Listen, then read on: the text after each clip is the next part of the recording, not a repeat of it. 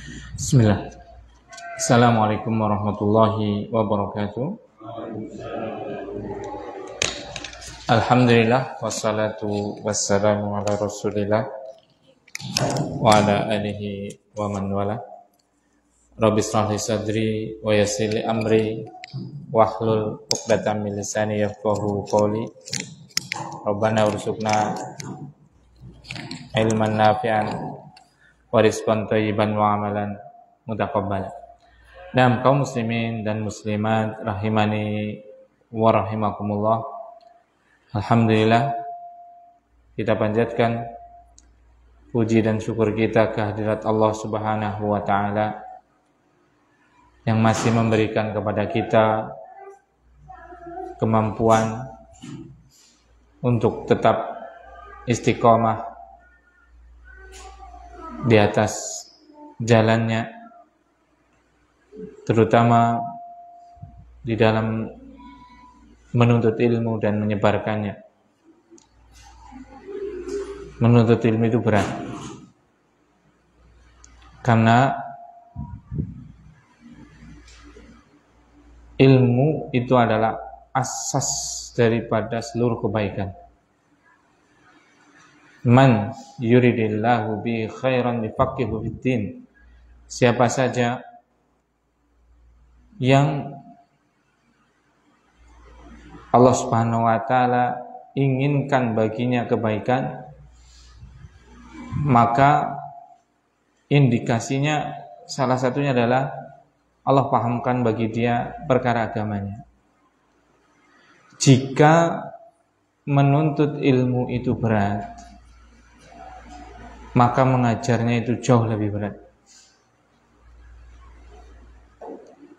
Maka menyebarkannya, mendakwahkannya itu jauh lebih berat. Karena dia harus berilmu terlebih dahulu, kemudian meluangkan waktu, kesempatan dan semuanya, persiapan dan yang lainnya untuk menyebarkannya. Jika seorang penuntut ilmu aja mendapatkan ujian, tidak istiqomah, kadang datang, kadang tidak, sebenarnya bagi penyampai atau ustadz atau kiai itu jauh lebih berat. Namun mereka karena sudah memiliki ilmu, berusaha untuk bersabar. Maka barakallahu fikum, tatkala Allah Subhanahu wa taala berikan kepada kita kesempatan, masih adanya majelis ilmu, masih adanya orang yang mengopeni ilmu,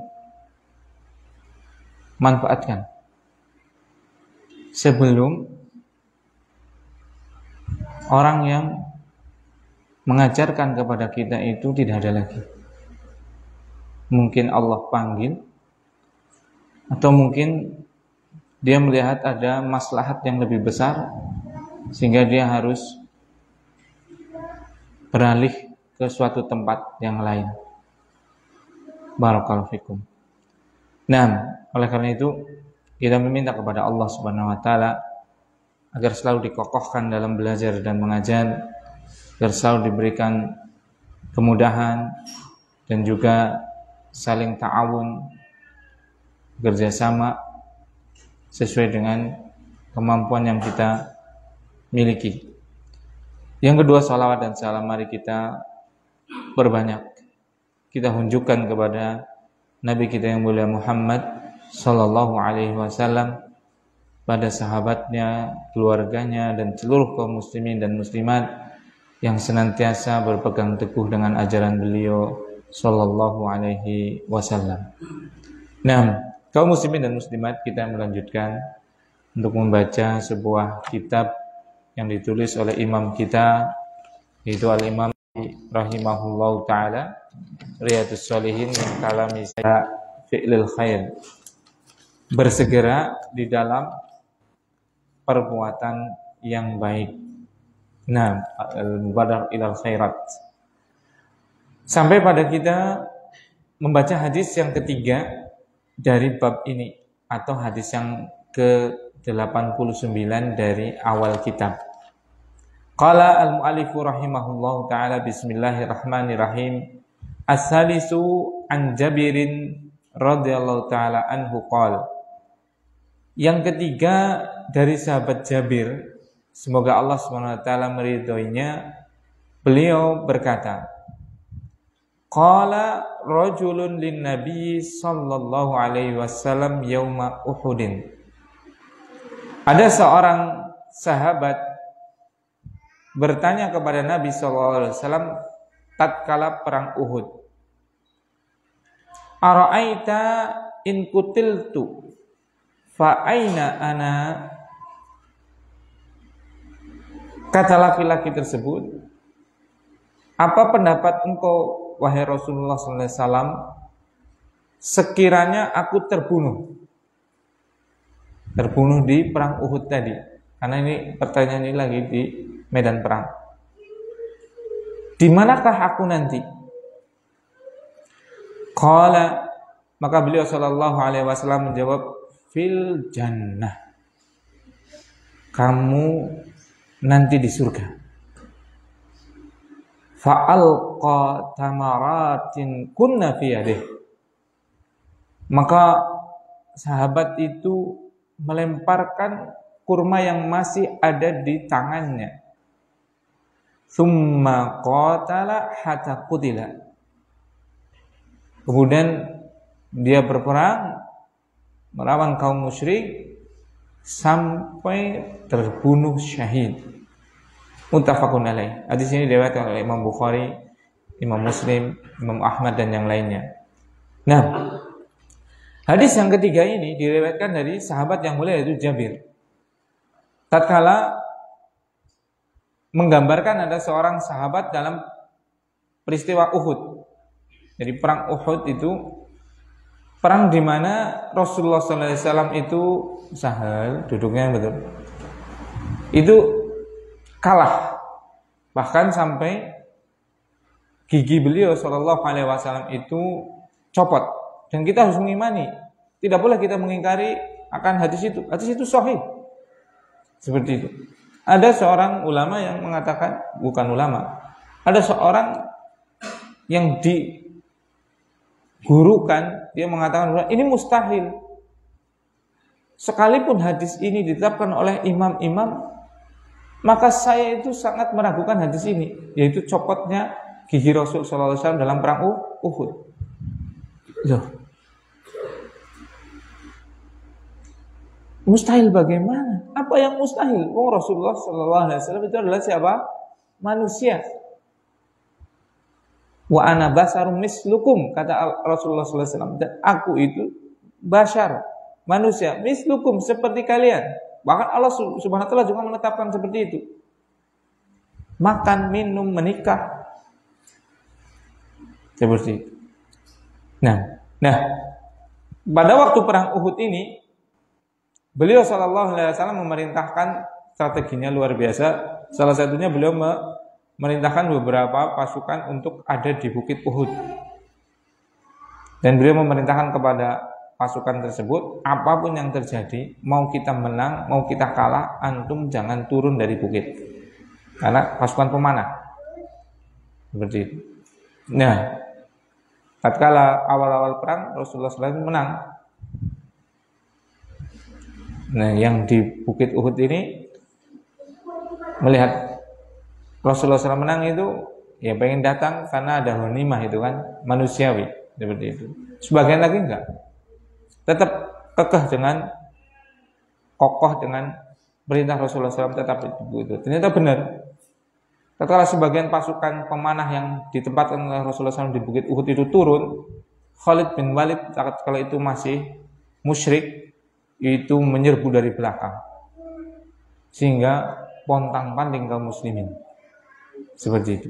Nah, singkat cerita, ini mengisahkan ada seorang sahabat Rasulullah Sallallahu Alaihi Wasallam tatkala perang Uhud nanti melihat keadaan seperti itu, dia bertanya, wahai Rasulullah SAW, apa pendapatmu kalau saya terbunuh di sini? Di mana saya nanti? Masya Allah. Jadi para sahabat dalam berjuang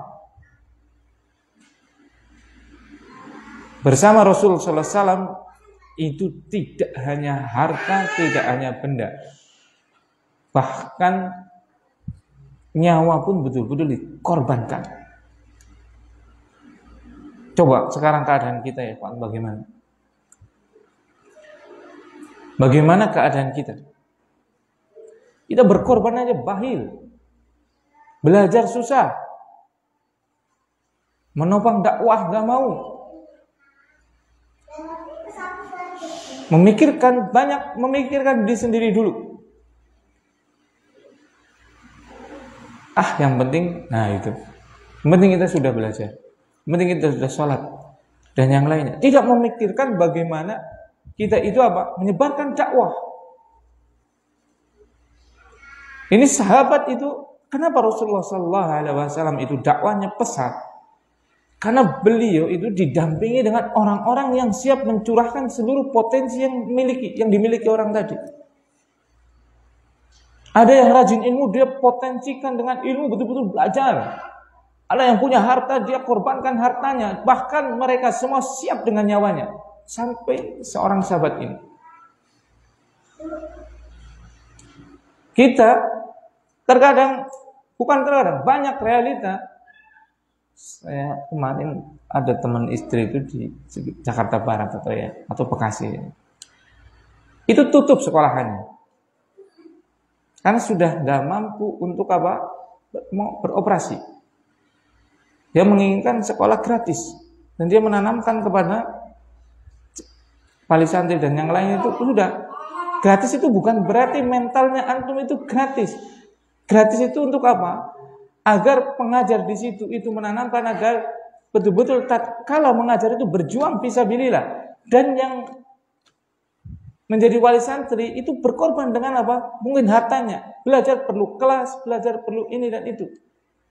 Bukan dibiarkan.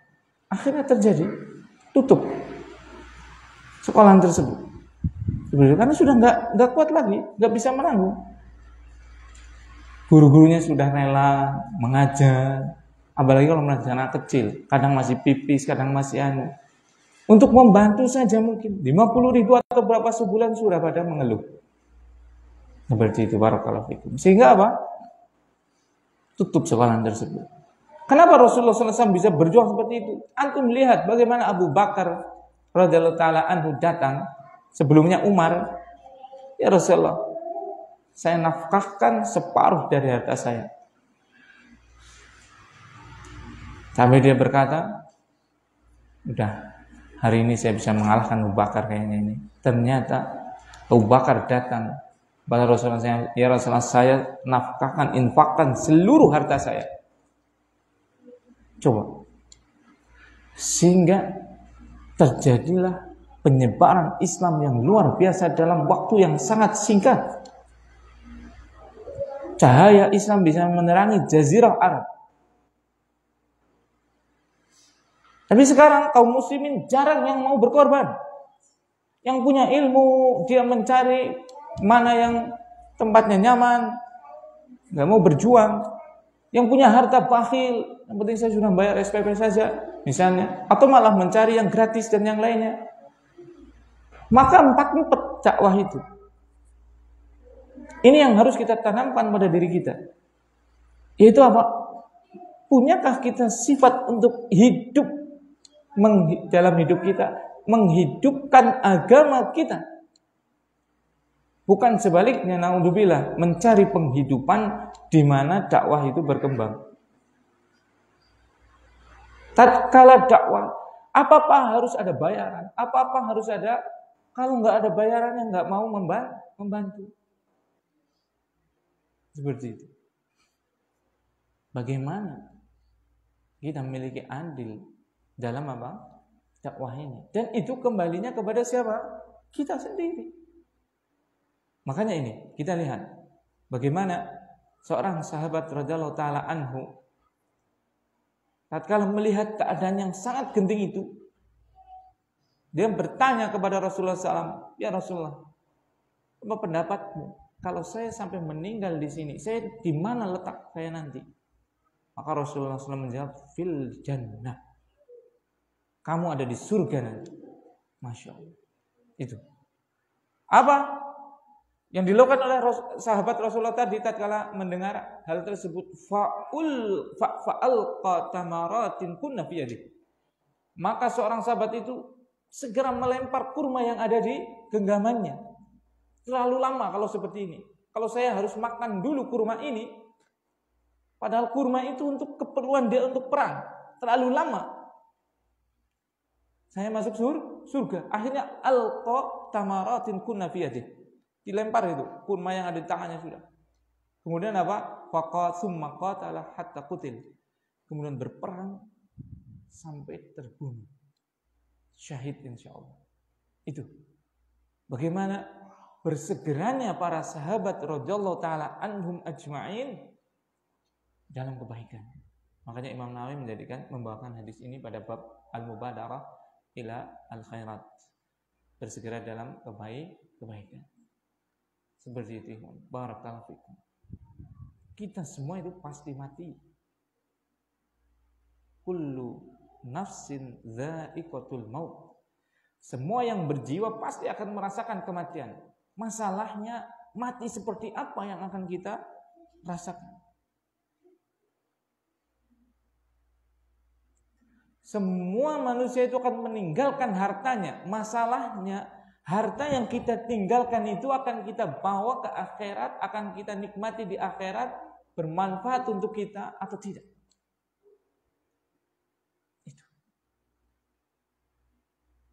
Semua jiwa itu akan meninggalkan anak keluarganya, semuanya. Masalahnya anaknya itu mau ditanggalkan di atas keimanan, di atas tauhid, di atas ketaatan kepada Allah Subhanahu wa taala atau tidak. Itu. Makanya barakallahu fikum. Usi nafsi wa iyyakum. Ana nasihatkan untuk diri ana pribadi. Kemudian untuk kaum muslimin sekalian. Coba. Jangan menunda lama. Potensi yang kita miliki untuk apa?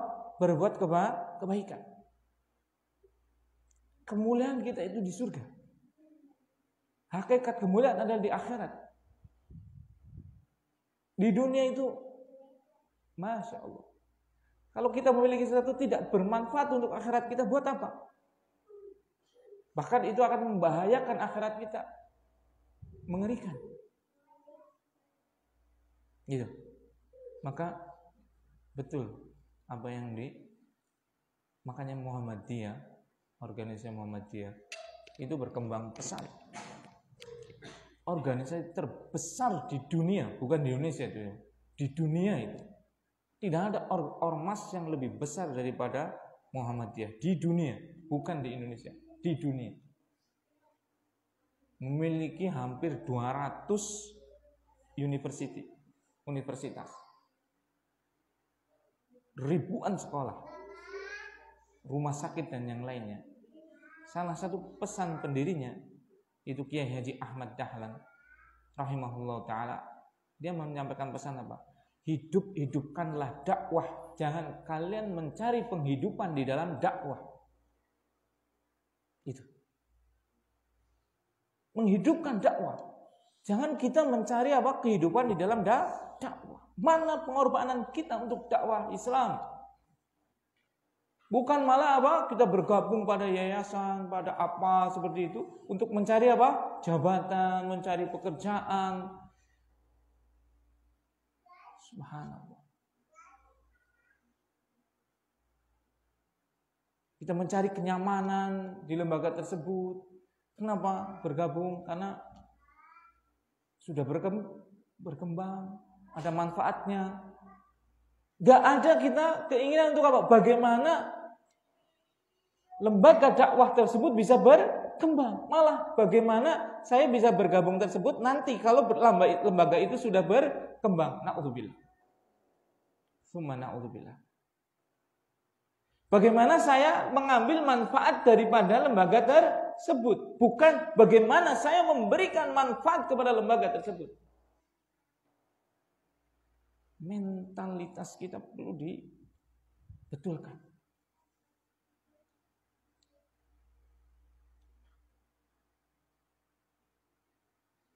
Ada lembaga dakwah. Harusnya kita, apa yang bisa saya sumbangsihkan untuk menghidupkan lembaga dakwah tersebut agar bisa berkembang. Terlebih kalau dipimpin oleh orang yang sudah jelas keilmuannya, karakternya, tidak terkenal dengan berbohong, tidak pernah ada riwayat mengibulin, membohongin dan yang lainnya. Yakin orang seperti itu tuh jarang untuk meminta-minta. Karena dia tahu, paling suatu saat dia akan, kalau sudah merasa nggak kuat, paling berhenti. Bukan berhenti untuk berdakwah, tapi apa? Mencari tempat di mana dia bisa lebih berkembang. Seperti itu. Barakallahu fikum. Makanya kita harus memiliki andil sebagaimana wasiat tadi pendiri Ormas Muhammadiyah tadi. Seperti itu. Nah, ini pelajaran yang kita bisa petik daripada penggalan hadis ini, bahwasanya pertama, kita itu hidup itu untuk mencari keridhaan Allah Subhanahu wa taala. Kalau Allah Subhanahu wa taala ridho, maka pasti balasannya adalah surga. Ini sahabat yang akhirnya dia terbunuh, Rasulullah SAW mengatakan, fil jannah, kamu di surga. Coba. Kalau Allah Subhanahu wa taala ridho kepada kita, kemudian Allah pasti kalau ridho, Allah masukkan pada surganya. Karena itu surganya Allah kok. Ya, yang berhak memasukkan pada surganya hanya Allah saja. Nggak ada satupun makhluk, baik itu malaikat yang paling mulia, baik itu nabi yang paling agung, apalagi cuma manusia biasa, punya hak untuk memasukkan keluarganya atau pengikutnya atau siapapun ke surga. Nggak mungkin. Yang punya berhak hanya Allah Subhanahu wa taala. Maka kita dalam hidup ini mencari keridhaannya Allah Subhanahu wa taala. Itu yang pertama. Yang kedua, perlunya pengorbanan. Setiap hal, setiap perkara kita akan mendapatkan yang paling istimewa tatkala pengorbanan kita adalah maksimal. Mohon maaf ini ya, bukan berarti saya meremehkan pekerjaan tertentu. Ini cuma untuk permisalan. Ini cuma untuk apa? Permisalan. Ini untuk permisalan, mohon maaf. Orang jualan misalnya ya. Saya dulu pernah jualan martabak mini itu. Ini misalnya jualan pentol atau kalau dalam sini cilok misalnya. Kan modalnya mungkin 100 atau 200 ribu. Iya tidak? Ya 200 ribu katakannya. Mungkinkah dengan modal 200 ribu dia akan untung 10 juta? Mungkin tidak? Tidak mungkin. Tidak mungkin. Tidak mungkin kan? Gak akan ada namanya apa? Modal 200 ribu untungnya 10 juta. Gak mungkin nih, gak mungkin. Ya untung mungkin 75 ribu atau 100 ribu. Iya kan? Sama aja dengan modalnya itu jarang lah ya. Yang untungnya 100% itu jarang. Paling maksimal 50% aja udah tinggi banget gitu kan. Paling ya untungnya 100 ribu. Dari 200 modal menjadi setelah dijual menjadi 300 atau 350, ya kan? Tapi seorang pedagang yang modalnya besar, misalnya dia kontraktor, bangun rumah dan yang lainnya, yang mungkin satu kali modal bisa sampai 100 juta. Gak mungkin juga keuntungannya itu dia ngambil untung 50 ribu atau 100 ribu. Gak mungkin. Walaupun resikonya besar, ya kan? Resikonya juga besar. Tapi keuntungannya, maksud sih duit 100 juta keuntungannya cuma 100 ribu, gak mungkin. Atau 200 ribu gak mungkin. Keuntungannya ya jutaan lah, iya tidak? Karena apa? Sepadan dengan pengorbanannya, resiko yang dia tanggung. Nah, sama dengan kita ya ikhwan, barakallahu fiik. Kepenginnya surga, subhanallah. Mala ainun ra'at wala udunun sami'at wala khatara ala qalbi basyarin. Itu surga itu. Gak pernah dilihat oleh manusia, gak pernah didengar oleh manusia, bahkan gak pernah terbetik di angan-angan manusia. Kenikmatannya itu semuanya di puncak, di atas puncak. Kita pengen masuk hanya sholat saja 5 waktu bolong-bolong, gak pernah jamaah. Sedekah kalau hari Jumat aja, bahkan ada yang cuma Idul Fitri dan Idul Adha. Mau surga coba Bapak? Yang mala ainun ra'at wala udunun sami'at wala khatara ala qalbi basyarin. Bayangkan coba. Alhamdulillah, Tuhannya kita, Tuhannya jenengan itu Allah yang tidak pernah meremehkan sedikit pun amal soleh. Kalau yang punya surga itu kita, pasti mikir kan? Iya tidak? Sembayang bolong-bolong, sedekah pernah kan jaluk sing gon-gon kiye. Iya tidak? Iya kan? Contoh aja, contoh kita beli misalnya. Kita beli sandal harga 15.000. Jaluk sing kulit sing apik ora pedotan. Jenengan Pak, misalnya ke toko, Pak, ada enggak sandal yang dari kulit terus apik ukurannya 43, 42? Ya wonten iki. Pinten, Pak? 400.000 misalnya. 15.000 lihat ora? Kira-kira jenengan nganyange 15.000 dapak nanya aja. Iya kan? Sing member kan. Sandal kayak gitu dengan 15.000. Mesti kayak gitu kan? Coba sekali-kali mbok ya kita berpikir, kita kepenginnya surga, kita kepenginnya ridho Allah Subhanahu wa taala. Subhanallah. Ngaji males. Baca Quran enggak pernah. Salatnya bolong-bolong. Sedekah aduh. Kotak amal kosong terus. Seperti itu. Subhanallah. Minta surga Firdaus.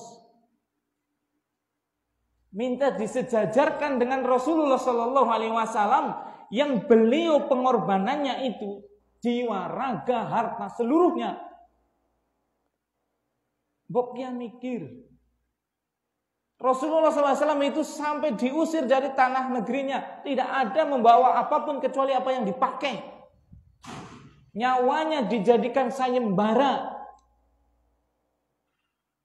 Para sahabat coba. Harta sampai dikeluarkan seluruhnya. Bahkan sampai nyawa seperti sahabat ini.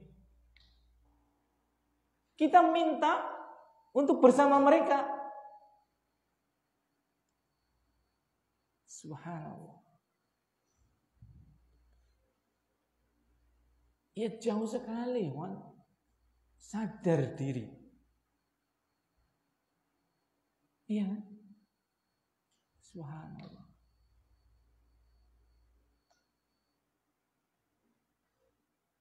Hanya sudah jenggotan dikit, sudah gembelengan. Kayak seolah-olah paling apik dewek seperti itu kan.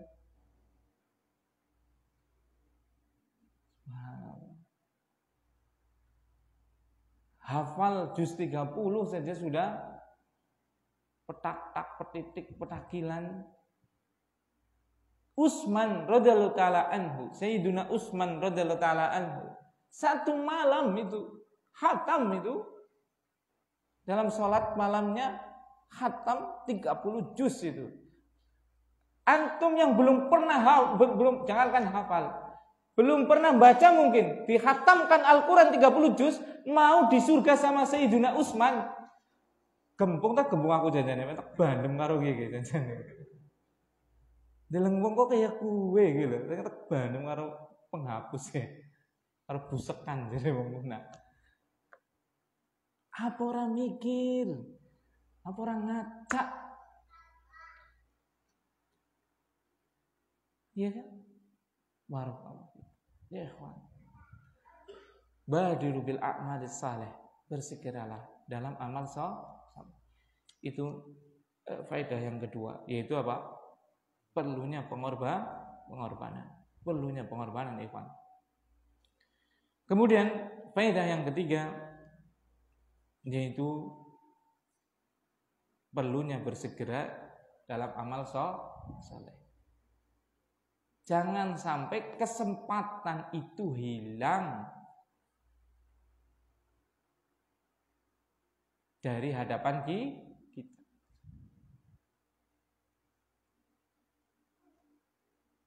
Ada ustaz yang mau mengajar, manfaatkan.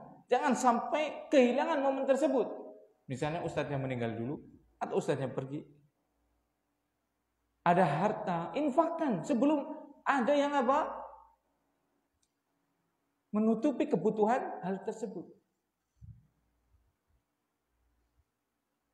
Ada tenaga, manfaatkan. Ada waktu luang, manfaatkan. Sebelum waktu luang itu nggak ada lagi. Misalnya sudah berbaring di ranjang.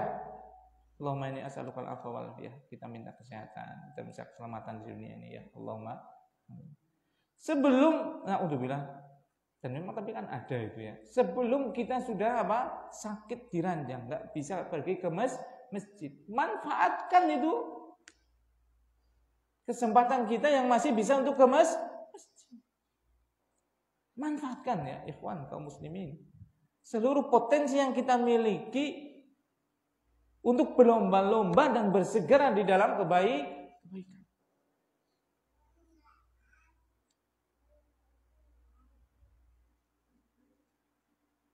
Dulu tahun 2010 kalau nggak salah. Waktu itu anak masih mondok di Gresik. Anak diajak teman liburan ke Tulungagung. Kemudian dari Gresik ke Tulungagung naik sepeda motor Mio waktu itu masih. Wah capek sekali itu kan. Nah setelah ke rumahnya itu kita ke masjid-masjid itu, anak lihat ada hari ini itu Ustadz Ainur Rafiq bin Gufron, beliau adalah guru kami dulu. Di masjid lagi, masih di Tulungagung ini. Padahal itu kalau nggak salah waktu itu sebulan 2 kali. Anak bilang ke namanya Fitman teman anak itu. Moga Fitman lagi dengerin, biasanya dia dengerin di Facebook. Jadi, waktu itu men kapok aku orang ini. Rizin, aduh banget jalannya bodol seperti itu kan. Jauh sekali jalannya rusak gitu. Terus anak kepikiran tadi, Ustadzuna Allah Yakbar itu sebulan minimal 2 kali ke situ. Bayangkan, padahal beliau harus ke Madura, ke Sampang, ke Gresik, ke Manyar, Jawa Timur lah, Kediri, Pare semuanya. Anak bayangkan, subhanallah. Kadang beliau pulang itu jam 11 malam. Habis 11 malam beliau apa? Keliling pondok itu. Nanti jam 3 sudah bangun. Besok paginya ngajar. Subhanallah. Seperti itu. Barakallahu. Subhanallah. Sampai anak itu waktu itu sampai kepikiran nih. Ya Allah ya Rabbi. Padahal waktu itu masih mondok. Waktu anak sibuk dengan belajar ya. Namanya mondok kan sibuk di belajar itu. Anak sampai ya Allah, anak sampai kayak gini bilang ya Allah. Seandainya saya bisa waktunya saya itu bisa 4 jam dikurangin, udah nggak apa-apa, saya hidup sehari cuma 20 jam. Seandainya bisa itu, saya kasih itu waktu 4 jam aja untuk Ustadz Ainur Rafiq gitu. Karena saking bermanfaatnya untuk beliau gitu. Jauh lebih bermanfaat daripada saya mubadir, khawatirnya nanti banyak hisabnya. Kita ditanya an umrihi, dari umurnya. Nanti ada yang ditanya, ya kan? La yazalu qadabal abdi yaumal qiyamati hatta yus'al an arba'. Kaki manusia itu kelak di hari kiamat tidak akan pernah bisa bergerak, tidak boleh berjalan sampai dia ditanya 4 hal. Salah satu adalah umurnya, untuk apa dia gunakan. Demi Allah, saya itu sampai terbesit seperti itu. Ya Allah, seandainya saya bisa hidup sehari 20 jam saja. Yang 4 jam ini anak berikan ke guru anak. Guru anak biar punya waktu sehari 28 jam. Seandainya bisa. Itu saya berikan. Karena saking bermanfaatnya waktu beliau. Hafizahullah ta'ala. Nah kita ya kawan. Masya Allah. Sebagian kita waktunya banyak. Hartanya sudah lebih. Tenaganya masih kuat. Pikirannya masih fresh. Tidak digunakan untuk belajar, tidak digunakan untuk berdakwah, tidak digunakan untuk ini dan itu. Itu ditanya ikhwan. Itu akan ditanya di hari kiamat. Nah, itu faedah yang ketiga, yaitu bersegera di dalam beramal saleh. Kemudian faedah yang keempat dari hadis ini adalah memberikan kabar gembira bagi orang-orang yang berbuat baik. Jadi metode dakwah ataupun metode mengajar itu ada tabsyir dan ada tahdzir. Ada memberikan kabar gembira dan ada memberikan peringatan. Dan orang itu senang kalau diberikan kabar yang gembira, yang menyenangkan. Misalnya, ya Rasulullah, kalau kayak ini tadi, kalau saya mati dalam perang ini bagaimana saya nanti di mana? Maka dia berikan kabar gembira, fil jannah, kamu di surga. Berikan kabar gembira kepada manusia. Kalau saya belajar Ustaz, nanti waktu saya habis. Enggak. Justru waktu antum itu sangat berharga, sangat bermanfaat untuk antum. Kalau saya bersedekah, nanti saya jadi miskin Ustaz. Tidak. Mana qasad shadaqatun min malin. Kamu akan menjadi orang yang lebih dimudahkan hartanya.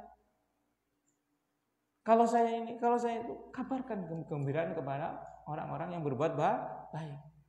Karena hati itu senang dengan kabar-kabar gembira.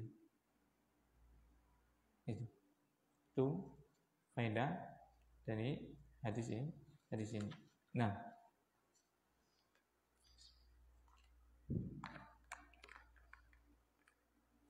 kemudian hadis yang keempat, ar-rabi' an Abi Hurairah radhiyallahu ta'ala anhu qala, dari sahabat Abu Hurairah, semoga Allah Subhanahu wa taala meridhoinya, dia berkata, Ja'a rajulun ila Nabi sallallahu alaihi wasallam.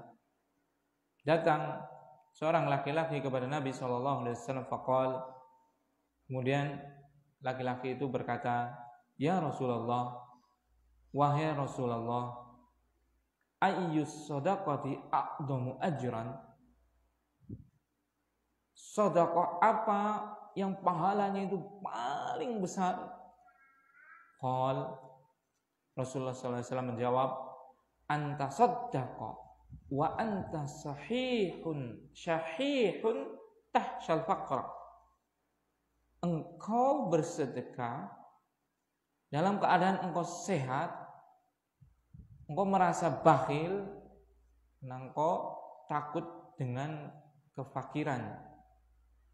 Wa ta'mulul ghina, dan engkau masih punya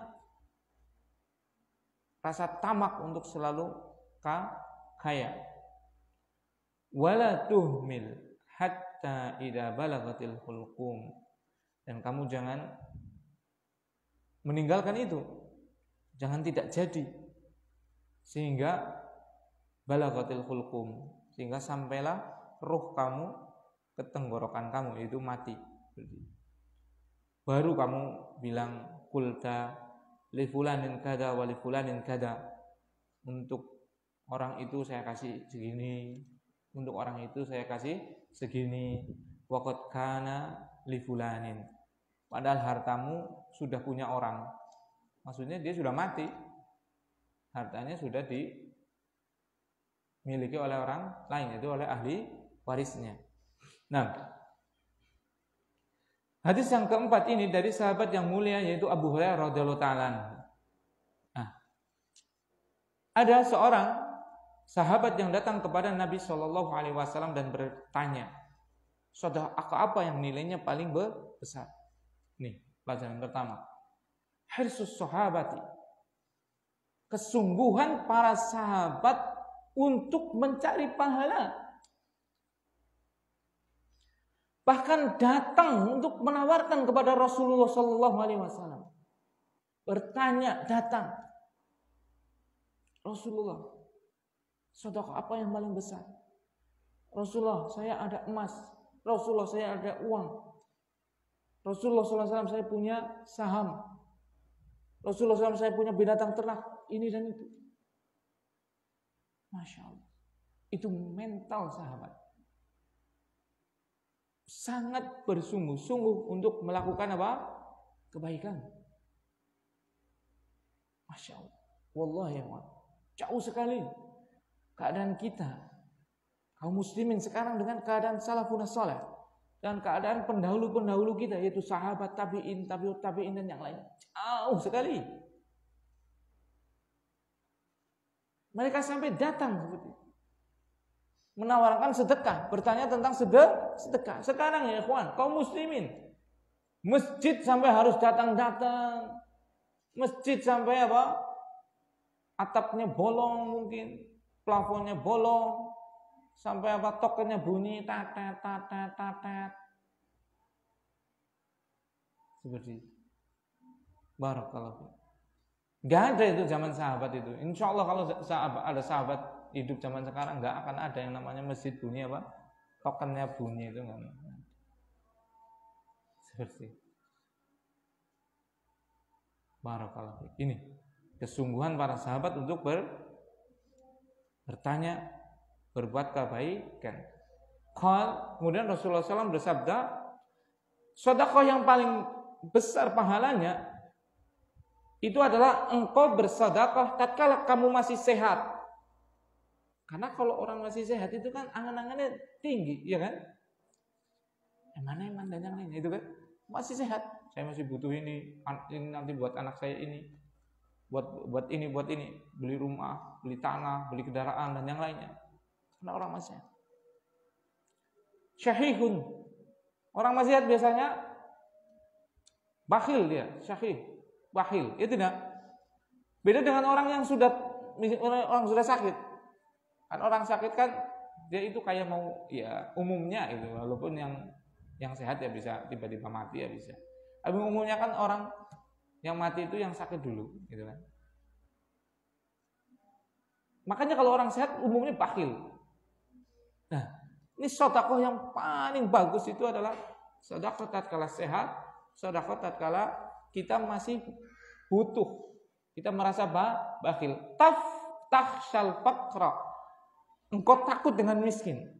Wa ta'mulul ghina, dan engkau masih punya angan-angan untuk menjadi kaya. Nah ini realistis banget dengan keadaan kita, iya kan? Dia ini orang sedekah. Namun kalau ngonten yang suki, pokoknya yang suki tidak nih pak, mesti, seperti mesti kan yang suki, yang Arab, tidak khawatir, kan yang suki tak bantu dakwah antum tak, tidak khawatir. Seperti itu. Ini pelajaran kedua. Ini cerdiknya Rasulullah SAW dalam menjawab. Karena apa? Beliau enggak menjawab dengan jumlah. Iya kan? Enggak. Apa sedekah yang paling sempurna? Tidak dijawab dengan jumlah, tidak dijawab dengan bilangan. Misalnya 1 kilo emas. Tidak, iya kan? Beliau menjawab dengan apa? Keadaan. Kenapa? Karena yang namanya jenis atau jumlah, misalnya jenisnya apa, sedekah emas atau apa seperti itu, atau jumlahnya seberapa kilo atau seberapa on, seberapa gram itu, karena Rasulullah tahu bahwasanya itu adalah ketetapan Allah kauni, ketetapan Allah yang pasti terjadi, yang sudah Allah Subhanahu wa taala bagi-bagikan sesuai dengan kehendak Allah Subhanahu wa taala. Yang namanya dunia kan dibagi-bagi, ya kan? Enggak Rasulullah menyebutkan yang paling bagus adalah sedekah 1 kilogram emas atau sedekah 100 ekor unta atau apa? Tidak. Karena Rasulullah tahu bahwasanya takdir Allah kauni itu ada yang memang Allah takdirkan menjadi yang kaya, ada yang menjadikan sedang, ada yang menjadikan apa? Miskin, atau ada yang Allah Subhanahu wa taala berikan dia kekayaan harta, ada yang diberikan dengan apa? Kekayaan kekuatan fisik, ada yang diberikan kekayaan ilmu dan yang lainnya, ya kan? Seperti itu. Makanya tidak dijawab dengan apa? Jenis dan jumlah, tapi keadaan. Karena tadi jenis dan jumlah, orang itu sudah gak mungkin kecuali dia itu memiliki hanya yang ditetapkan oleh Allah. Coba kalau Rasulullah jawabnya, ayo sedekah a'dhamu ajran. Sedekah apa yang pahalanya paling besar ya Rasulullah? Coba kalau dijawab 100 ekor unta. Orang Indonesia nangis semua itu. Kenapa? Gak ada unta di sini. Kecuali di kebun binatang, ya kan? Repot banget coba. Kalau sedekah yang paling baik adalah apa? Sedekah 100 ekor unta. Orang Indonesia nangis semua. Iya kan? Seperti itu. Atau sebaliknya, sedekah yang paling baik itu apa? Misalnya dijawab dengan apa? Yang adanya di sini. 1 ton bolet.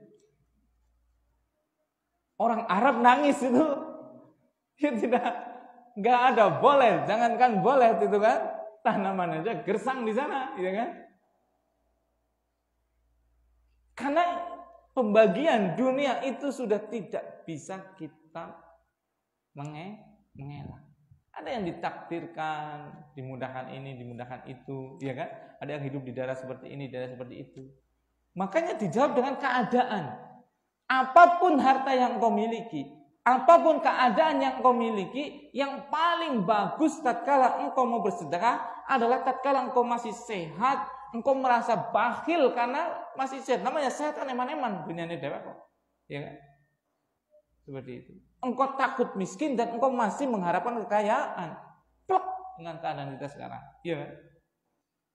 Kenapa enggak mau sedekah? Lah Ustaz, gue mambe angel. Kok aku sedekah? Padahal ikhwan barakallahu fikum, saya katakan, sedekah tatkala kita fakir, tatkala kita masih miskin, itu belum tentu bisa kita melakukannya tatkala kaya. Jangan lihat jumlahnya, tapi lihat prosentasenya doang. Misalnya kita punya penghasilan 50.000 sebulan, sehari. Kita sedekah misalnya 5.000. Sedekah 5.000 kan biasa banget, iya kan? Atau luar biasa, atau yang dipilih Patimura. Yang dipilih Patimura. Bahkan yang kalau anak dilihat di situ receh malah. Barokah. Miskin sekali ya. Miskin itu maksudnya kasihan gitu, bukan miskin ini. Tatkala seorang yang masih miskin, yang penghasilannya 50.000 dan yang lain, dia sedekah 5.000, yang kelihatannya nilainya sedikit, tapi prosentasenya ya Pak, berapa? 5.000 dari 50.000, 10%, iya kan? Tatkala dia penghasilannya sudah 50 juta, berapa 10%-nya? Sebulan 50 juta, 5 juta, ya kan? Asli awal ya Ikhwan. Yakin walaupun anak gajinya 50 juta bagi jadinya 500.000 dibagi berapa lah itulah. Asli awal ya tidak. Kotak ngisi kotak amal 5 juta. Kolet sing wong kaya lah. Anggarana tulung tidokna. Membantu dakwah seperti itu kan. Coba bayangkan tuh, asli awal, iya tidak? Siapa sing pernah buka kotak amal isinya gepokan SI sekarang BRI atau BNI 5 juta. Deleng. Tidak kena masjid intinya dia. Langka ya, man. Padahal kaum muslimin yang gajinya 50 juta, insya Allah banyak. Iya kan? Seperti itu. Barakallah. Itu. Makanya jangan kita menunda bersedekah sampai lapang. Belum tentu tatkala lapang kita bisa bersedekah sebanyak tatkala kita masih tidak punya. Seperti itu. Barakallah. Itu. Ini cerdiknya faedah yang kedua ya. Cerdiknya Rasulullah SAW. Tatkala menjawab pertanyaannya itu pasti tidak akan menyusahkan orang lain. Jawabannya pasti cocok untuk semua orang. Makanya dijawab dengan keadaannya, bukan dijawab dengan nominal atau jenis. Kalau nominal atau jenis kasihan sekali, ya kan? Sedekah yang paling baik adalah sedekah 1 kilogram emas. Ya Allah ya Rabbi, aku basic go mau kurang, umah hurung duwe misalnya, pekerjaan belum tetap dan yang lainnya. Kok sedekah yang paling sempurna adalah 1 kilogram emas. Aduh. Kalau jawabannya seperti ini kan yang kaya bisa tidak bisa. Yang miskin bisa tidak bisa. Karena tatkala keadaan dia, semua orang punya rasa sehat. Keadaan waktu dia sehat. Itu. Nah, ini faedah yang kedua, yaitu cerdiknya Rasulullah SAW dalam menjawab pertanyaan. Yang ketiga, menunjukkan bahwasanya syariat ini betul-betul dari Allah yang Maha Alimul Khabir, yang Maha tahu, yang Maha sangat detail. Ini kalau ide manusia nggak mungkin secemerlang ini, gitu kan? Ini kan nggak ada titik kekurangannya, itu kan? Cocok gitu loh, tepat gitu. Ini menunjukkan bahwasanya syariat ini betul-betul dari sisi Allah, bukan dari makhluk, bukan dari pikiran Muhammad Sallallahu Alaihi Wasallam. Itu faedah yang ketiga. Faedah yang keempat, syariat ini cocok untuk seluruh waktu, seluruh tempat, seluruh umat. Syariat ini cocok untuk seluruh waktu, seluruh tempat, seluruh umat.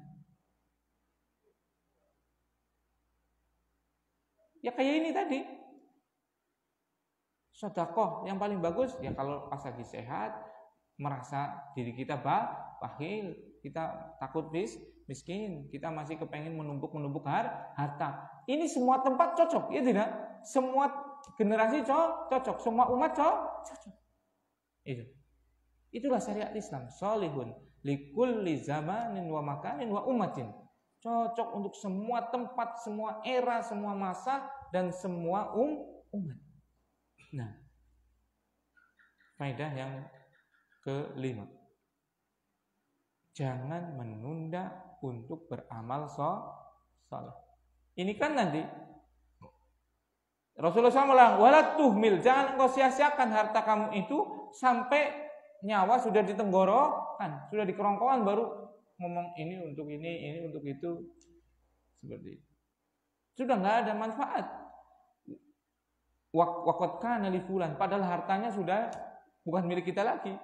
Karena sudah mati, menjadi harta milik ahli waris gitu.